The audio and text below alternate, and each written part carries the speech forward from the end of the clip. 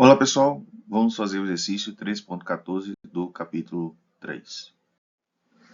O esquema a seguir corresponde à seção longitudinal de um canal de 25 cm de largura, admitindo escoamento bidimensional e sendo o diagrama de velocidades dado por V igual a 30y menos y², onde y em centímetros e V em centímetros por segundo, bem como o fluido de peso específico 0,9 N por litro e viscosidade cinemática de 70 cm e gravidade de 10 metros por segundo ao quadrado. Então, essa equação foi deduzida para y nessas medidas, né, em centímetros, nessas unidades, centímetros em centímetros por segundo, tá certo? Não pode utilizar outras unidades nessas equações, tá certo? Então, ele pede para determinar o gradiente de velocidade para y igual a 2 centímetros, lembrando que esse y não é a profundidade, mas sim uma altura, onde a altura zero começa aqui no fundo, né, e a altura máxima é aqui em cima, tá? Então, nossa variação da distância é de baixo para cima, ok? Como está especificado aqui na figura. Ele quer também a tensão máxima da seção de cisalhamento, só que em Newton por metro quadrado. Então, a gente verifica aqui que tem algumas unidades que não estão no sistema internacional, a gente vai precisar converter elas para o sistema internacional, tá? E também na letra C, a velocidade média na seção em centímetros por segundo e a vazão em massa na seção da seção transversal. Então, vamos começar pela letra A. O gradiente de velocidade para a distância de 2 centímetros. Então, a unidade do gradiente, né, nesse caso, a velocidade é centímetros por segundo e a distância é centímetros, nosso gradiente de velocidade vai ter unidade de 1 por segundo. Então, para poder obter o gradiente de velocidade, a gente vai derivar, né, a equação de velocidade em relação a y. Então, derivando, a gente tem que 30 menos 2y com a unidade de por segundo. Então, para obter o gradiente de velocidade nessa distância, basta a gente substituir, né, o valor de y por 2 centímetros e a gente obtém aí o valor do gradiente de velocidade, tá certo? Então, essa letra A é apenas esse passozinho. Vamos agora determinar a máxima tensão de cisalhamento na seção, né? Tensão de cisalhamento é determinada pela viscosidade dinâmica e o gradiente de velocidade. A viscosidade dinâmica ela é fixa, né, para essa situação. Então, a tensão de cisalhamento máxima vai ocorrer onde o gradiente de velocidade for máximo. Então, a gente vai ter que determinar onde o gradiente de velocidade é máximo, qual é o valor desse gradiente de velocidade máximo para achar a tensão de cisalhamento máximo, certo? Então, agora, né, inicialmente, a gente vai determinar a viscosidade dinâmica e em uma próxima etapa a gente vai obter aí o gradiente de velocidade máximo, né?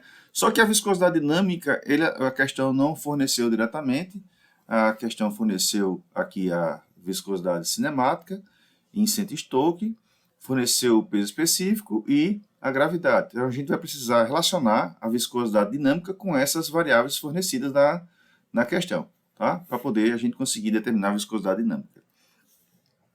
Então, está escrito determinar a tensão de cisalhamento, faz necessário determinar a viscosidade dinâmica e o gradiente de velocidade. Nessa etapa será determinada a viscosidade dinâmica, uma vez que ela não foi fornecida diretamente. Então, a equação que relaciona a viscosidade cinemática com a dinâmica está aí expressa, né? Então, para poder a gente determinar a viscosidade dinâmica, a gente vai poder multiplicar a viscosidade cinemática pela massa específica. Mas, mais uma vez, a cinemática foi fornecida, mas a massa específica não. Então, a gente vai ter que achar uma relação que relacione a massa específica com peso específico e gravidade. Então, peso específico é massa específica vezes gravidade. Então, nesse caso, a gente consegue determinar quem é a massa específica, relacionando gravidade e peso específico. Então, massa específica aqui é o peso específico dividido pela gravidade. Substituindo essa informação aqui na viscosidade dinâmica, a gente vai achar a expressão que relaciona a viscosidade dinâmica com as variáveis que o problema forneceu, né? Então, a viscosidade dinâmica vai ser a viscosidade cinemática multiplicada pelo peso específico dividido pela gravidade. Então, só que não é apenas fazer essa conta, a gente precisa aqui converter a viscosidade cinemática de Cent-Stokes, né, para o sistema internacional, assim também como o peso específico. Então, vamos lá, 70 Cent-Stokes é a mesma coisa que 1 sobre 100 Stokes, né, que 1 vezes 10 a menos 2 Stokes. Então, substituindo lá, né, o Cent-Stokes por 10 a menos 2 Stokes. E quem é o Stokes? é centímetro quadrado por segundo. Então, substituindo nesse caso aqui, né, 10 a menos 2 de Stokes, no lugar dele colocar centímetro quadrado por segundo. O que a gente vai precisar também converter é centímetros quadrados para metros quadrados. Então, um centímetro quadrado é 1 vezes 10 a menos 4 metros quadrados. Então, no lugar do centímetro quadrado, a gente vai colocar 10 a menos 4 metros quadrados, e já existe lá o 10 a menos 2. Quando a gente multiplicar 10 a menos 2 pelo 10 a menos 4, vai ficar 10 a menos 6 metros quadrados por segundo. Tá? Então, aí a gente determinou, colocou, né, converteu a unidade de 77 Stokes para o sistema internacional, que vai para metros quadrados por segundo. Fazer analogamente também pelo peso específico. A unidade de peso específico no sistema internacional é newton por metro cúbico, então a gente precisa converter aí o litro para metro cúbico. Então, 1 litro é 1 vezes 10 a menos 3 metros cúbicos, então a gente vai dividir isso por 10 a menos 3, tá? No lugar do litro. A divisão de 10 a menos 3 é a mesma coisa que multiplicar por 10 a terceira. Então, o peso específico é 0,9 vezes 10 a terceira newton por metro cúbico. Então, de posse dos valores já convertidos para o sistema internacional, a gente pode substituir na equação da viscosidade dinâmica, que a gente determinou na relação, e obtermos aí o valor, né? Então, vamos fazer inicialmente só apenas as análises das unidades para ver que unidade deve dar, né, a viscosidade dinâmica, tá certo? Então, nesse caso, a gente vai escrever somente as unidades, metro quadrado por segundo aqui, ó. Repetir para lá, tá certo? O newton por metro cúbico, colocando aqui, multiplicado por newton por metro cúbico, e dividido por metro por segundo ao quadrado, ou multiplicado pelo seu inverso, tá? A gente multiplicou aqui pelo inverso, tá certo? Então, fazendo a simplificação, a gente corta esse segundo ao quadrado por esse segundo. Aqui, dá metro a quarta, né? Metro a quarta, com esse metro quadrado, vai ficar metro quadrado embaixo, ok? Então, vai ficar newton segundo por metro quadrado. Então, essa é a unidade da viscosidade dinâmica, tá? E para obtermos esse valor, a gente vai usar a calculadorazinha aqui para poder a gente verificar como é que faz essa multiplicação. Ligar a calculadora, 70 expoente a menos 6, multiplicado por 0,9 expoente a terceira, dividido por 10.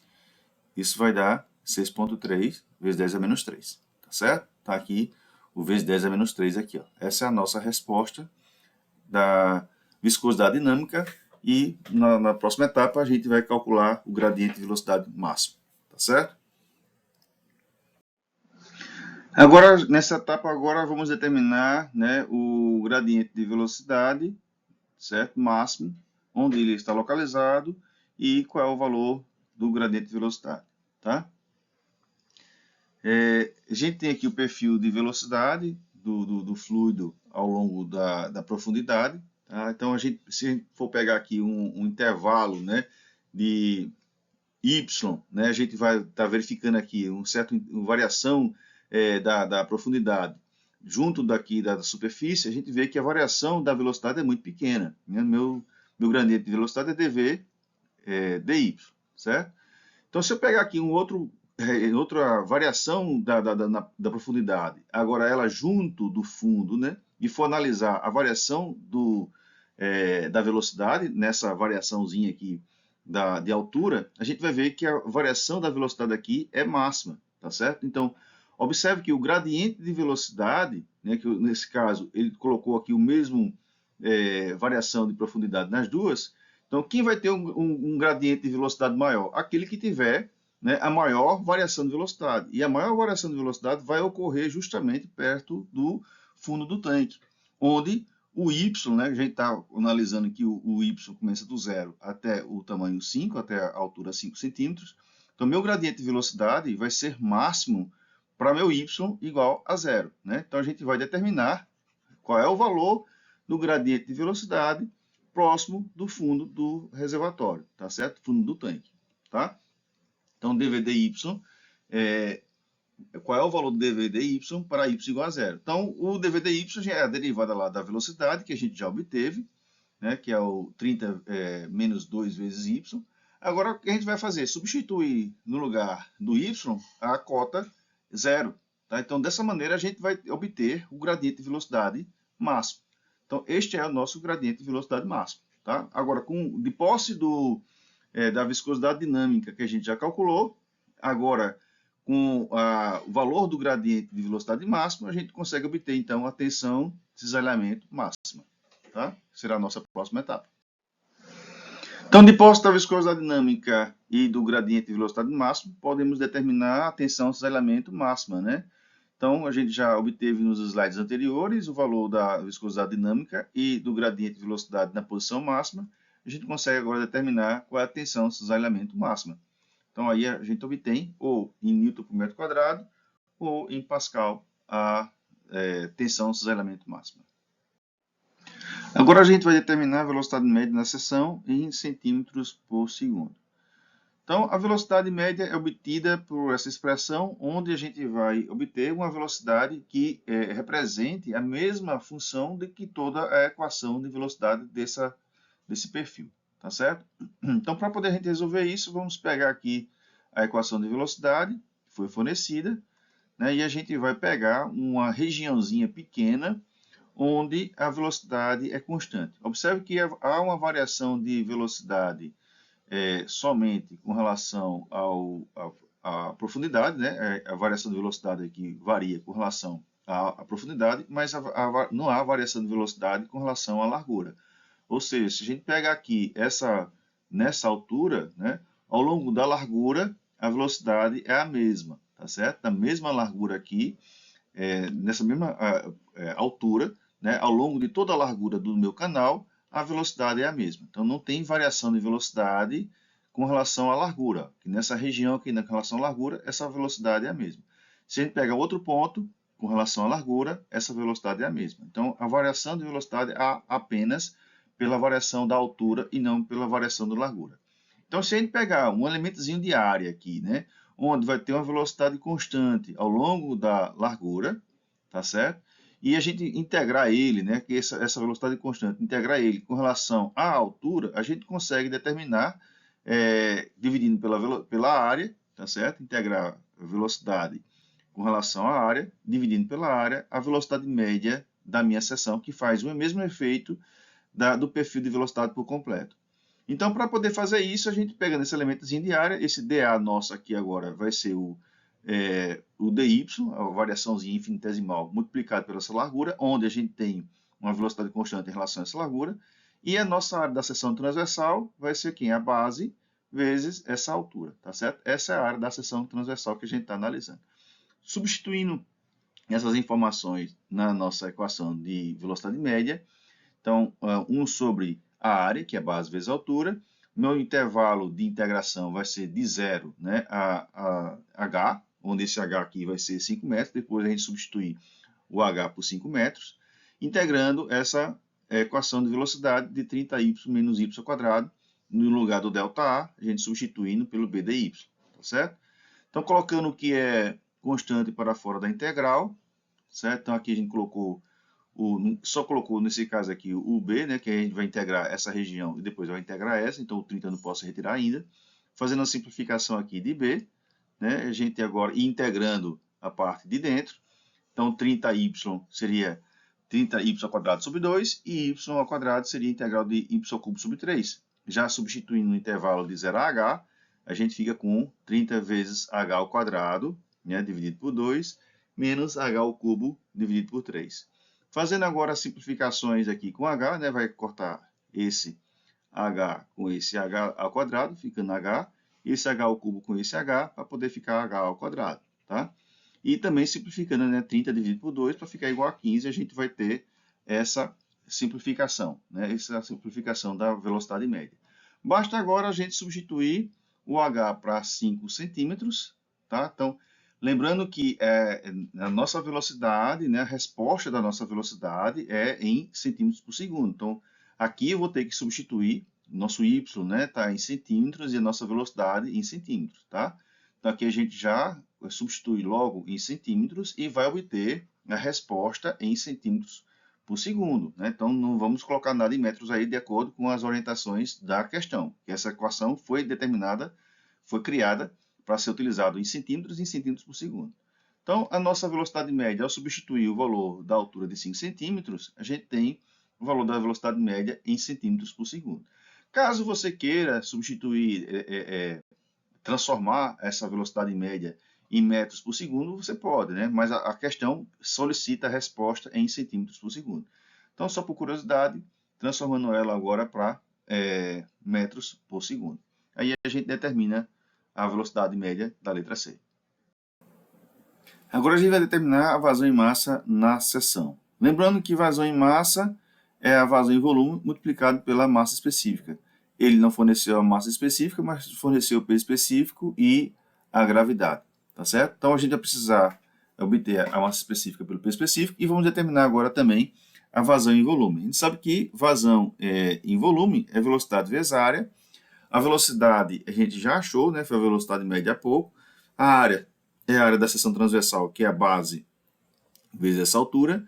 E lembrando mais uma vez que a massa específica é o peso específico vezes a gravidade. Então, todo esse conjunto de informações a gente vai substituir aqui na equação da vazão em volume para poder a gente obter ela, né? Então, vazão em massa, vazão em volume, desculpe, é velocidade vezes área, né? E a área, no lugar da área aqui, colocar base vezes altura, e no lugar da massa específica, peso específico sobre a gravidade. Então, essas informações todas a gente já obteve nos slides anteriores.